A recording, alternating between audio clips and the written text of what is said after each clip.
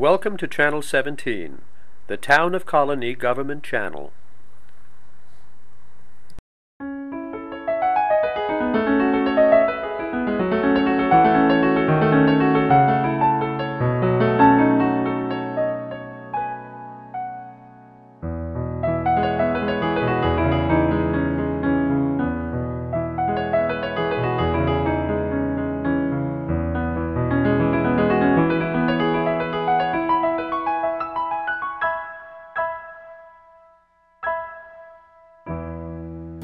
Okay, welcome to Meet the Author. My name is Joe Nash. Today we're talking to Ed Chevret. Now, if you're watching, this is not a repeat, because Ed was here before, and the book is called Wings of Fortune. It's about his days at the Loudon Airport, Post and Kill, Schenectady, and all places in between. So, welcome back, Ed. Thank you. Now, we have a new edition here, which we'll show on the screen. The last one was just a blue cover with just the words, Wings of Fortune. So tell us about the second edition, and it sort of has pictures and improved and all that. Tell us what went on for this. Well, it was quite interesting. I was actually doing some cleaning one day, and we found this box, a cardboard box with some old Super 8 millimeter films in it that my father had taken many years ago. And of course, you really can't view them because nobody makes any 8 millimeter projectors anymore. So I was going through the box, and I saw one that said Ed's First Solo, and I says, I don't believe it. Did you remember that it had been filmed by your parents? Then I remembered. Really? I never knew what happened to it. I figured it'd probably get lost in the shuffle. So I took the film and had it transferred to a DVD. Mm-hmm. And one night I put it on my computer. I was really amazed how well it came out. Well, we're going to probably, as we're talking, we'll be seeing some of that. Okay. So as I'm playing it, I take a couple snapshots and I send it over to Melissa at the Troy Bookmakers, and the next night I get an email from her, contact me right away. So what happened was she was so excited over it. She says, you know, you'd mentioned about doing a second edition. She says, this is the time to do it, and we'll change the book cover. So what you see on the front of the cover is the day that picture was taken in September 20th, 1959. I had just completed my first solo, and my flight instructor's congratulating me. And this is the picture on the cover is right from the That's from the film. No, and then yes, and on the back. And the back there's some pictures on the back too from your. Now those are three separate shots. Now on your first solo, you make 3 takeoffs and landings, and those are a shot of each one, each time I taxi. Oh, I didn't know that. So when you do your first solo, you got to go up and down 3 times. 3 times. And your instructor stands alongside the runway and watches. Oh, okay.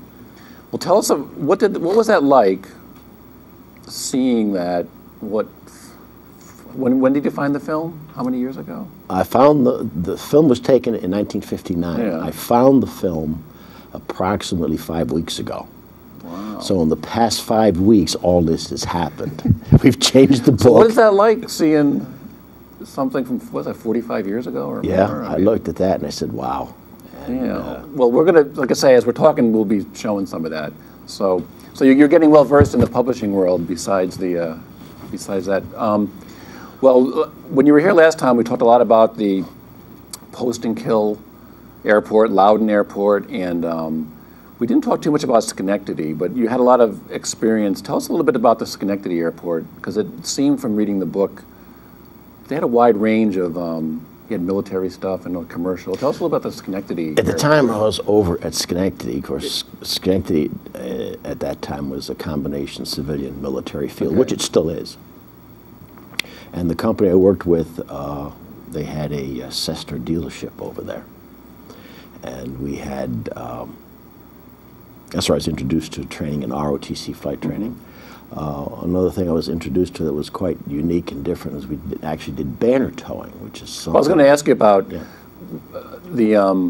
when you're at the beach, the banners with the, whatever, the advertising. I was going to, talk about a little bit. That seemed pretty interesting. We were the only ones in the area that did that. Yeah. And we'd use Cessna 172 for that, and your letters were approximately 6 to 8 feet high. 6 to 8 feet? Yeah. And I know. When you're down on the ground, I know. And what we do is we can only take so many characters because of the drag in the airplane, because you have to get this thing airborne. Well, in the book, you describe, I wasn't sure how you did it. You get it all laid out, and how was it that you did that? I was trying to follow it, but I didn't. What we did was, after the banner is made up, Yeah. they'll make it up in a hanger and they'll roll it up and we'll take it out to the runway. And they're 8 feet high letters. Yep. Okay. And what we would do is we'd unroll the banner so that the letters are face down. Yeah.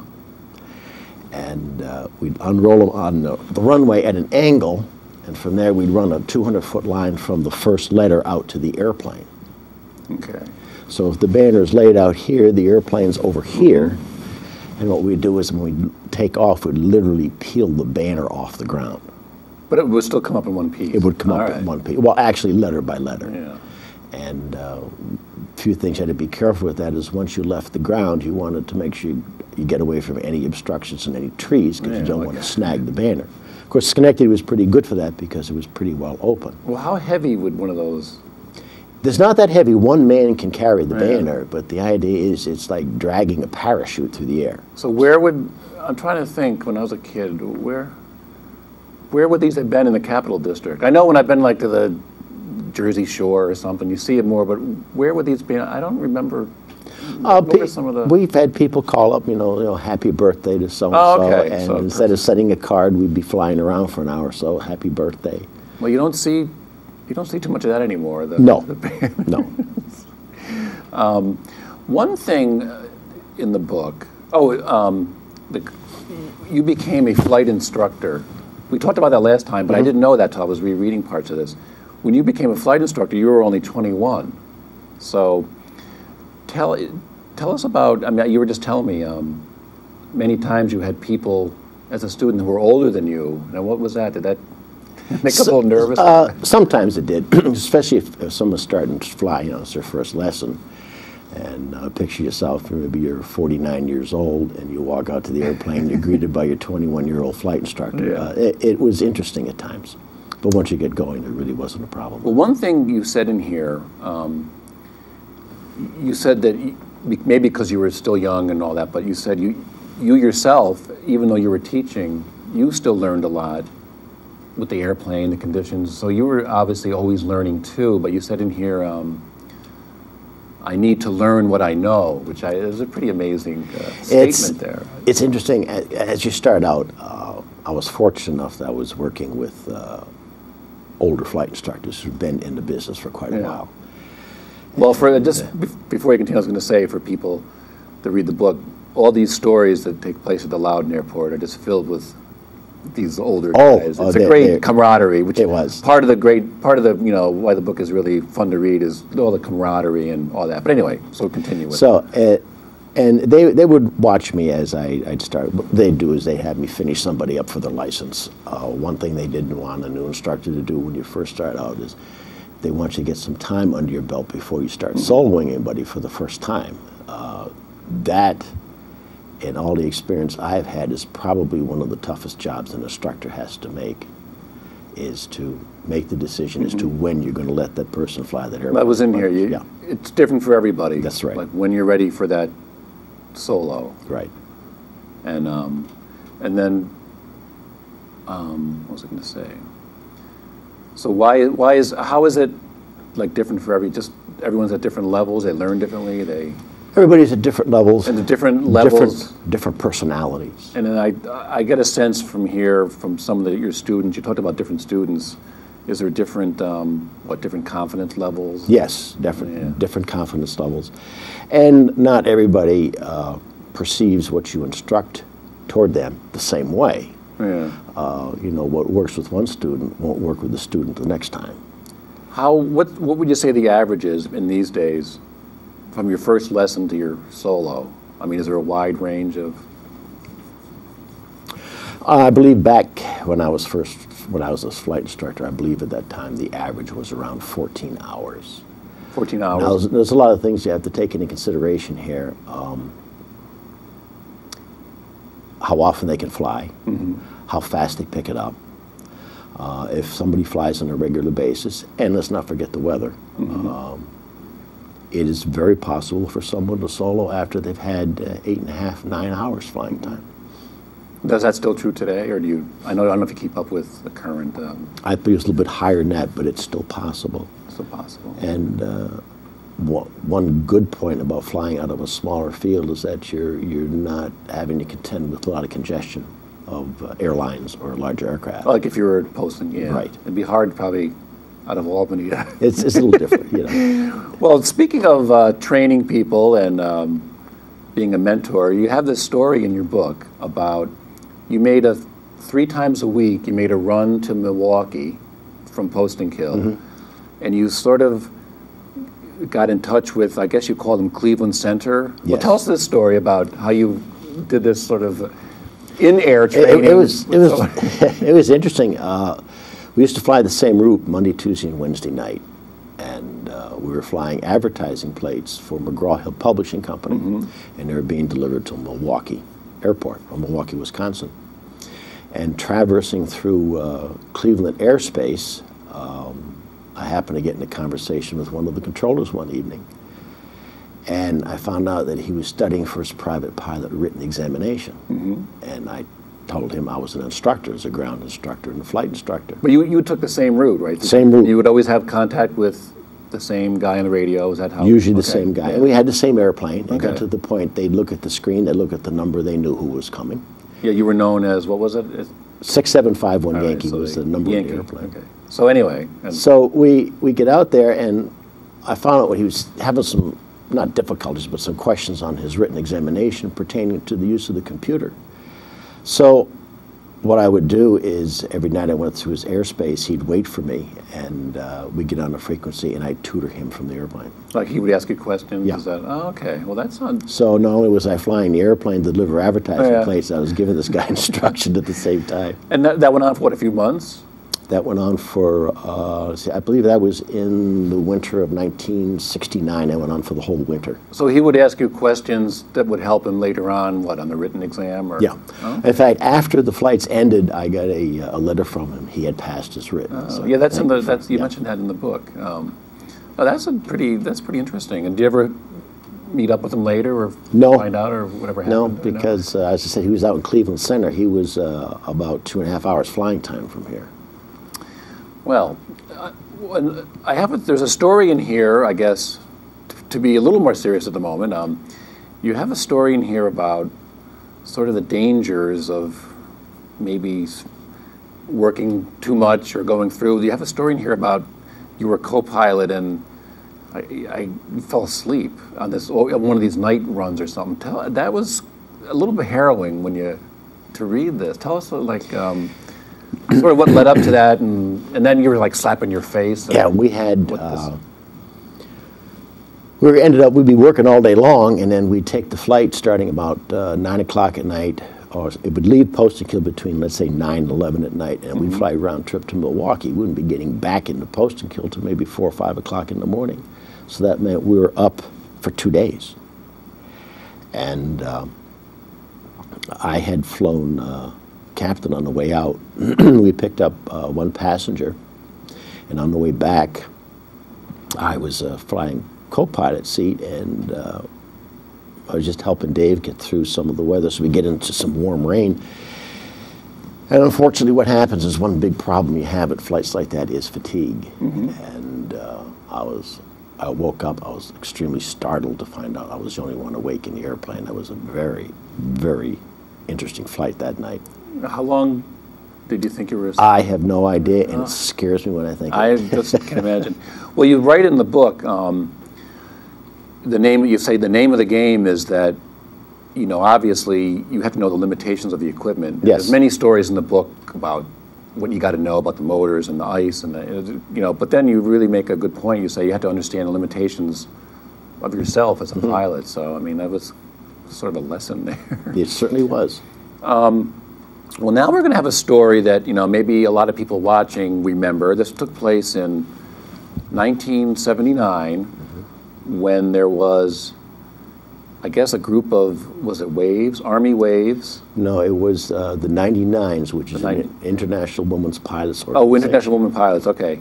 And they were having a convention on Wolf Road. All right, so why don't you just tell us what, and then we have some pictures from the Times-Union as you're telling the story, we'll, I'd be interested to know how many people who are in the colony remember this. Basically, what the story was, I was running a Piper flight center at the time, and Piper and Cessna and Beech wanted to get some of their airplanes into the parking lot at the Wolf Inn. At the Turf Inn, rather, on Wolf on Road. Road. Okay. And as So that people come in could, okay. So what the story started out is the pilot said, well, we could land on the Northway and then just taxi down exit 4. But there's a lot of people kind of frowned on it. First of all, we're in Albany's airspace. Yeah. And shutting down the Northway would not be a very easy thing. Yeah. So make a long story short. Well, but didn't somebody suggest landing the planes on Wolf Road? No, we're going to land them on the Northway. On the Northway, and then okay. taxi down that ramp, exit 4. That's what, all right. And then turn right at the light. They were saying go down Wolf, yeah, okay. So what we ended up doing is we were going to taxi the airplanes out of the airport down Albany Shaker Road to Wolf Road and then into the parking lot at the Turf Inn. Well, it took us an hour to get 9 airplanes over there. Yeah. First of all, at that time, the Albany Shaker Road was only 2 lanes wide. And You mean where the Desmond is now? yeah, it's All only right. 2 lanes. All right. So Okay. we're running wingspans between 30 and 40 feet.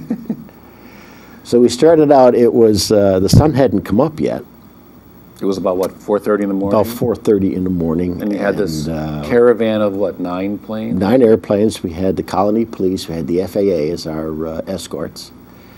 And of course, as we started progressing down the road, every so often we had to shut down because some of the larger, we had 2 twins in this entourage. We'd have to shut them down, we'd have to jockey them around some signs. Oh, okay. Well, the first time we shut down, I had the Super Cub, I had a brand new Super And you were last in line? I was of the last in 9. line. Okay. And the reason why they gave me the Super Cub, I had time in the Super Cub. Okay. So in the first time we shut down, there used to be a road that come off Albany Shaker Road that went up to the Anley home. And that's where I was sitting.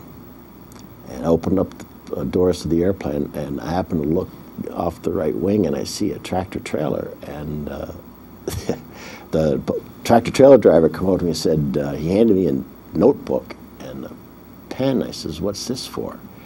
He says, "My boss is not going to believe me when he tells me well, I'm an hour late getting to work." So I had to write him a note, which I did.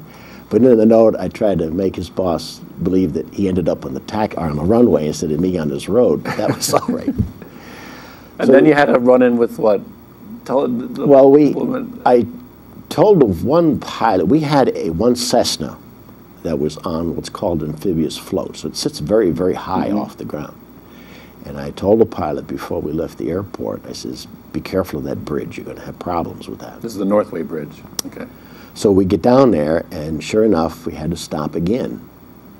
And the clearance was so narrow with that airplane, they shut it down, and they actually wing walked it underneath the bridge. Well, while this is going on, there's a house right across the street from the little farm there in Albany Shaker Road. And the sun was starting to come up. And I looked out the other side of the Super Cub, and I see this woman coming down the lawn in her bathrobe. And she didn't look any too happy to see me. Of course, I was blocking. There's a plane on her front lawn I there. was blocking her driveway. And she came down, and it so happens that I had the right wing of the Super Cub parked over her mailbox, and she wanted to get her newspaper. So I tried to, be sociable, and I said, "Isn't this nice that your newspaper was delivered airmail this morning?" And all I can say is if this woman had any kind of sense of humor, it was not activated before 5 o'clock in the morning.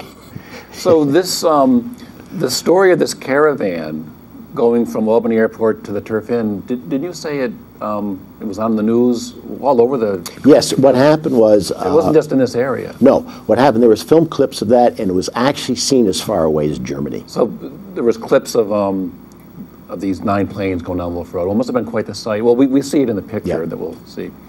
Well, in your book, you have another story of when you made the news, and this was more of when you really helped someone in a storm. Or tell us this. That's another story in the book where you a woman in an ice storm and flying in. Tell us that story. That happened, I think that happened a couple of years previous to... Previous to the... Yeah, I believe it was April 2nd, 1977. But this again was in the news and made... Yeah. I had started out, I was headed out to Utica with a commercial student, and the weather had forecasted to be good that day, and we ran into some ice pellets and freezing rain, which was not forecast. So obviously we turned around and went back into Schenectady and landed to clean the airplane off, and while we're having a cup of coffee, you know, people are saying, where'd you get this ice from? I mean, there was no ice here. No, I mean, the sun was shining. So I said, well, there's some weather unexpected is coming in from the west. Well, as we departed Schenectady to return to Post-and-Kill, it had engulfed Schenectady and Albany, and it was building much faster than anybody had expected. My biggest concern was that an airplane that had taken off before me was occupied by a young woman student pilot who was flying back to New Hampshire. And she was by herself. She was by herself. She had activated her flight plan through Schenectady, and she had mentioned the fact that she was on her solo cross country. Well, as we were heading back to Albany, the ice picked up again, and I'm trying to change frequencies as fast as possible to get through Albany and find out where she had went. But you're back in the air by now. I'm back in the air at this time. We're getting ready to go back into Post-and-Kill, and I called Albany one more time, and I heard him talking to this student pilot who at this time, she's trying to get back to Albany, but because of precipitation, radar couldn't pick up the airplane that well. She had a transponder, but hers wasn't working. And all the transponder does is it allows radar to pick up the airplane without getting into too much detail. So I had a transponder, and I listened to the direction she was giving Albany, and I gave it a shot and went up towards the Tomahawk Reservoir where I found her. By the time I got up alongside of her, the sleet and ice had picked up and gained in intensity. And I just started talking to her over the radio, just trying to find out what her experience was, what the condition of the airplane was, how much fuel and whatnot. Now, when you say you pull up next to someone in an airplane, it isn't like a two-car. I mean, how close would you have been? I could see her. You could actually see yes. her? Oh, yes. Okay. I was right alongside of her. All right, so then you're talking to her about what her situation is, and then...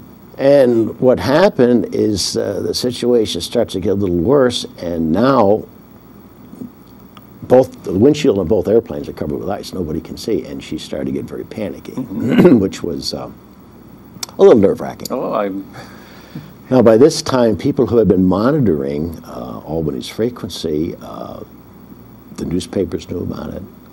It was on the radio. There was a flash on television.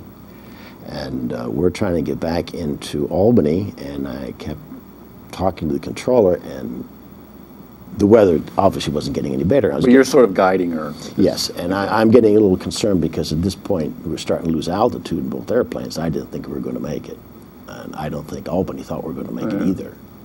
But we were very, very fortunate in that about 7 miles northeast of Albany, we hit some warm air where we were able to shed the ice. And we got both airplanes on the ground, and after we got on the ground, I found out there was 4 other airplanes in the area that had run into this one. Was even an airliner, and everybody's trying to look at somebody else and point the finger. Why didn't we know this weather was coming? And to make a long story short, this was quite newsworthy in the area for quite some time. So. But once the weather changed and... Once we get rid of the ice, we're all right. Then she was okay, and you sort of... But she stayed there until the next day. And then you said there was a story in the... Well, one thing about the book, I mentioned this last time you were here. The book is told in the first person, and I commented, I can't believe more people don't write memoirs in the first person, because it gives you that sense that you're really there. It doesn't feel like when you read this book it's being told in the past, and it really adds.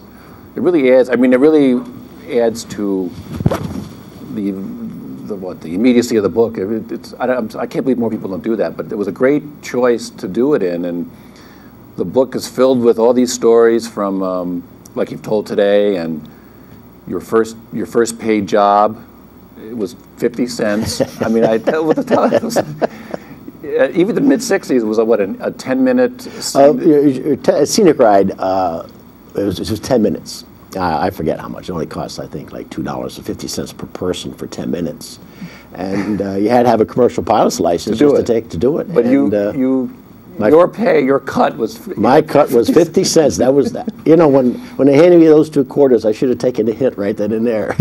But you know, I have to say, it really comes through in the book. Your love of flying. There's some funny stories. There's some ones like you told that are serious. There's some very poignant scenes with the death of some people you knew, some pilots. The person who ran the Loudon Airport. There was a very poignant story in there about him, and you were one of his pallbearers. And it seems like